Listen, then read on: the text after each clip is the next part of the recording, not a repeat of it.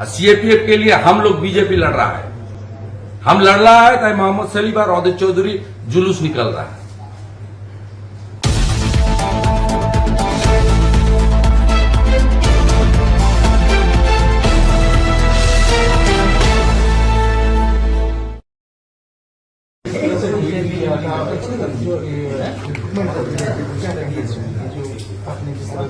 जिससे कि यहाँ पहले तो स्टेट गवर्नमेंट का ठीक है, स्टेट गवर्नमेंट का फाइनेंशियल हालत बहुत खराब है, नया पोस्ट क्रिएशन करने का उन लोग को नहीं है और उसका क्षमता भी नहीं है। लेकिन स्टेट गवर्नमेंट का जो पोस्ट वैकेट हो रहा है रिटायरमेंट का दौरान और रेजिग्नेशन के दौरान, इवन डेथ केस ऑल्सो, इसमें पिछले 12 साल में नया पोस्ट तो क्रिएशन नहीं हुआ। 6 लाख से करीब 6 लाख परमानेंट पोस्ट को एबोलिश कर दिया कैबिनेट का मीटिंग करके। इसका बदल में ये लोग अब तक 50 से 60 हजार कॉन्ट्रैक्चुअल रिक्रूटमेंट किया। पहले सीधा रिक्रूटमेंट था, अभी थर्ड पार्टी रिक्रूटमेंट हो रहा है। मेरा जो मुद्दा है, एक तो स्टेट गवर्नमेंट का वैकेट पोस्ट ये लोग कॉन्ट्रैक्चुअल में कन्वर्ट कर रहा है, इसका खिलाफ है मेरा मुद्दा। दूसरा मेरा मुद्दा है SC ST OBC रिजर्वेशन, ये हमारी कॉन्स्टिट्यूशनल हमारी हक है। SC ST OBC का फिजिकली हैंडीकैप, ये जो थर्ड पार्टी में रिक्रूटमेंट कॉन्ट्रैक्चुअल कर रहा है, इसमें SC ST रोस्टर नहीं मेंटेन कर रहा है, रिजर्वेशन नहीं है। और थर्ड है जो ऑनरियम ये लोग ऑफर कर रहा है, इसमें डिस्पैरिटी है। चीफ मिनिस्टर की अपनी दफ्तर जो है होम डिपार्टमेंट में ये 20 कॉन्ट्रैक्चुअल ले रहा है, उसमें डाटा एंट्री ऑपरेटर का तनख्वाह 10,000 डिक्लेयर किया। हमारी प्रदेश में 3,000 के करीब ओएबल टेक्नोलॉजी लिमिटेड के अंदर डाटा एंट्री ऑपरेटर है जो गांव पंचायत में काम कर रहा है, म्यूनिसिपैलिटी में काम कर रहा है, इसको 13,000 मिल रहा है। ये डिस्पैरिटी के खिलाफ मेरा आवाज है। ये इसको भी 25,000 रुपया देना चाहिए, SC ST OBC रिजर्वेशन होना चाहिए, और थर्ड पार्टी नहीं, सीधा गवर्नमेंट का वैकेंट पोस्ट में सीधा पब्लिक सर्विस कमीशन और स्टाफ रिक्रूटमेंट बोर्ड को द्वारा रिक्रूटमेंट कीजिए। यहाँ PSC है, पब्लिक सर्विस कमीशन, जैसे UPSC होता है, UPSC को डिफंग करके रखा है। पिछले कई साल में PSC के द्वारा कोई नौकरी रिक्रूटमेंट नहीं हो रहा है। स्टाफ रिक्रूटमेंट बोर्ड है, वो भी वर्चुअली डिफंक है। ये सब के ऊपर हमारी पश्चिम बंगाल में 2 करोड़ से करीब एजुकेटेड यंग यूथ है। ये लोग को जो कठिनाई हो रहा है, इसका मुद्दा नेता प्रतिपक्ष को उठाना चाहिए। मैं उठा रहा हूं। तो क्या ये इलीगल तरीके से आप कहना चाह रहे हैं कि इलीगल है, या तो इलीगल और मनमानी तरीके से? आप मेरी पास स्टेट गवर्नमेंट का मेजोरिटी है असेंबली में, मेरा पार्टी प्राइवेट लिमिटेड कंपनी है, रीजनल पार्टी है, पार्टी में मैं ही एक पोस्ट हूं, बाकी सब लैंप पोस्ट है। ब्यूरोक्रेसी को एक्सटेंशन दे रहा है, करीब 15 से 20 IAS IPS को एक्सटेंशन में रखा है। दिल्ली में जो रेसिडेंस कमिश्नर है मिस्टर मीना, उसको 8 बार एक्सटेंशन दिया है, उसका उम्र 70 साल निकल गया। हालत बहुत ही खराब, गंभीर हालत, नो फ्रेश रिक्रूटमेंट, सब एक्सटेंशन में चल रहा है। जो रिटायर कर रहा है उसको एक हमारी एक्स चीफ सेक्रेटरी मौलवी को छोड़कर सब लोग एक्सटेंशन और दूसरा बेनिफिट लिया है।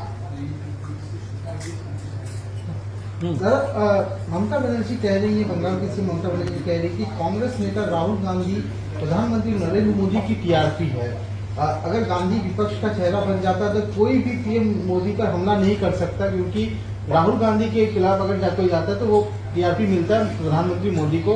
देखिए, ये ऑपोजिशन की अंदरूनी मामला है, ममता कह रही है। नहीं, अंदरूनी ऑपोजिशन की एज ए होल जो NDA के खिलाफ पार्टी है उसका अंदरूनी मामला है। इसमें बीजेपी का कोई इलेक्टेड रिप्रेजेंटेटिव होने के नाते छोटा कार्यकर्ता हूं मैं, मेरा बोलना ठीक नहीं होगा, एक नंबर। और दूसरा जो ममता जी का जो ड्रीम है प्राइम मिनिस्टर होने की, वो बार बार ही चुनाव जब आती है तब होती है, तो त्रिपुरा को लोग तो जवाब दे दिया। ममता जी पहले नोटा का साथ तो लड़ाई करो, बंगाल का बाहर पहले नोटा को तो हराओ, उसका बाद तो दूसरा आपका ड्रीम को पूरा करने, पहले नोटा को हराना चाहिए। नोटा को तो नीचे गिर गया ना, त्रिपुरा में क्या हुआ हो तो बंगाली स्पीकिंग आदमी है ज्यादा, ट्राइबल छोड़कर ज्यादा से ज्यादा 80% 70% से ज्यादा लोग बंगाली स्पीकिंग है। हमारी कल्चर त्रिपुरा और वेस्ट बंगाल का कल्चर सेम है। वहां नोटा का पास तृणमूल चुनाव हारा, पहले नोटा को हराओ उसका बाद बात। नरेंद्र मोदी की टीआरपी को लेकर बात कर रही थी। No alternate. बंगाल में 2 दिन की कार्यकारिणी बैठक में अखिलेश यादव कह रहे कि अब हम सभी 80 सीटों पर, यूपी में 80 सीटों पर बीजेपी को हराएंगे और कई राज्यों के सीएम एक गठबंधन की कोशिश कर रहे हैं, मिलकर काम करेंगे। तेलंगाना के मुख्यमंत्री चंद्रशेखर की बात करें, तमिलनाडु स्टालिन की कर रहे हैं, बिहार में नीतीश कुमार और पश्चिम बंगाल में ममता बनर्जी। गठबंधन के नाम पर बाद में चर्चा की जाएगी, कौन होगा नेता, क्या कहेंगे? ये लोग तो ये भी वही एक ही पार्टी का है। ये आया था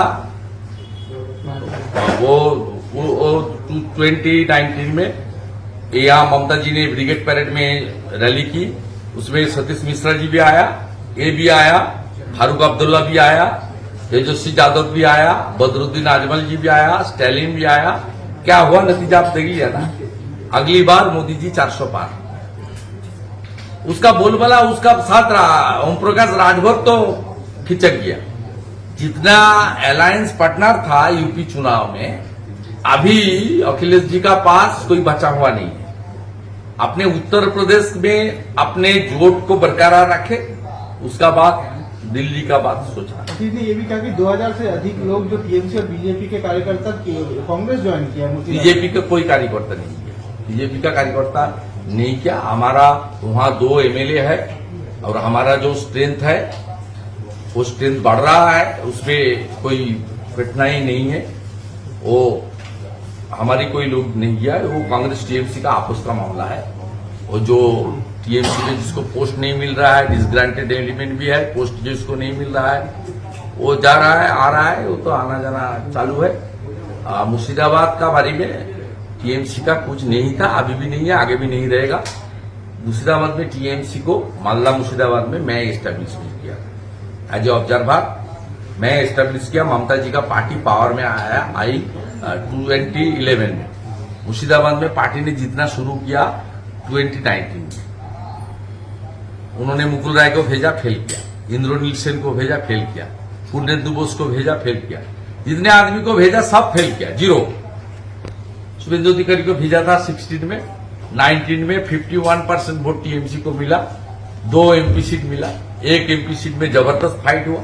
अजीत जी को 3.5-4 लाख वोट में जितना आता था पहली बार, अभी 78,000 वोट में चुनाव में जीता, बाल जीत गया।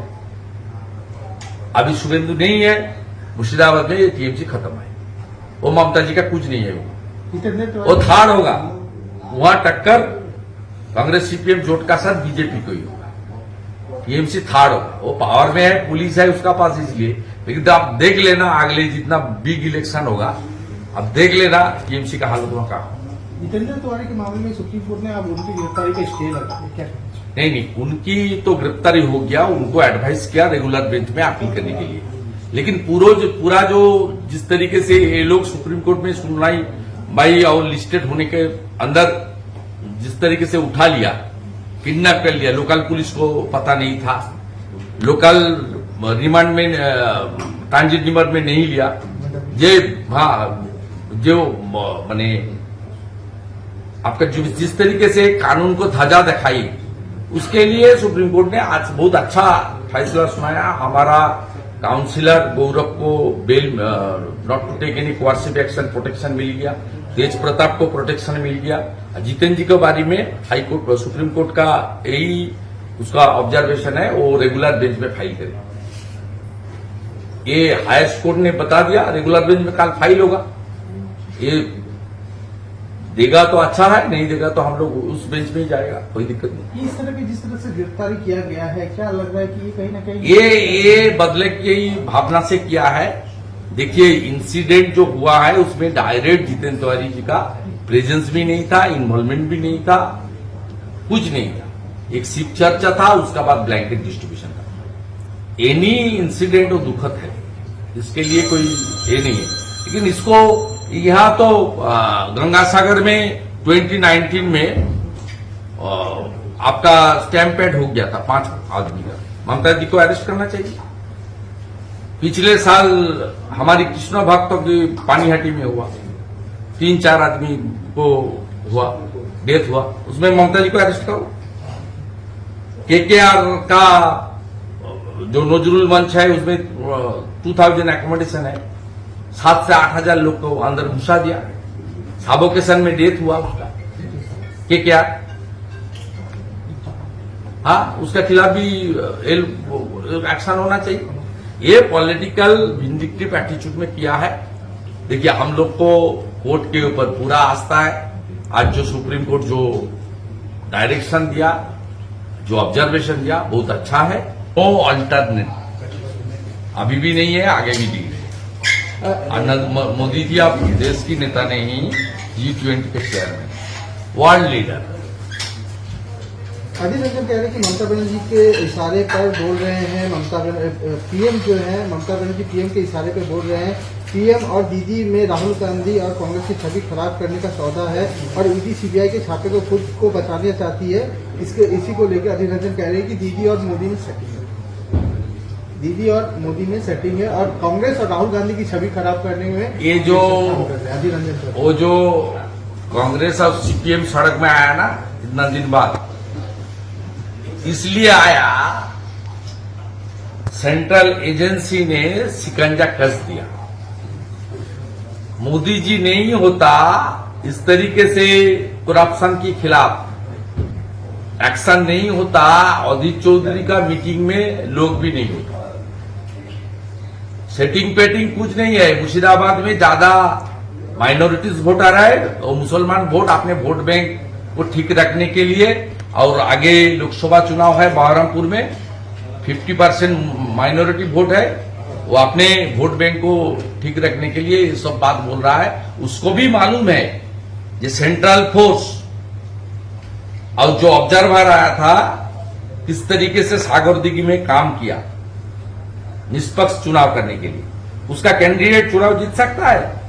सेंट्रल फोर्स इतना फ्री एंड फेयर किया, तृणमूल का सब गुंडा लोग को घर घुसा दिया, इसलिए तो वहां कांग्रेस बाई इलेक्शन में माइनॉरिटी का वोट लेकर चुनाव जीता। अधीर चौधरी का ऐसा आवाज नहीं चलेगा। पंचायत चुनाव मैं तो केस किया, कांग्रेस सीपीएम तो केस नहीं किया हाईकोर्ट में सेंट्रल फोर्स के लिए। बीजेपी की ओर से मैं स्टेट बीजेपी ने मुझे असाइन किया, मैं लड़ रहा हूं हाईकोर्ट में on behalf of our party. CAPF नहीं रहेगा तो अधीर चौधरी को एक भी पंचायत नहीं मिलेगा।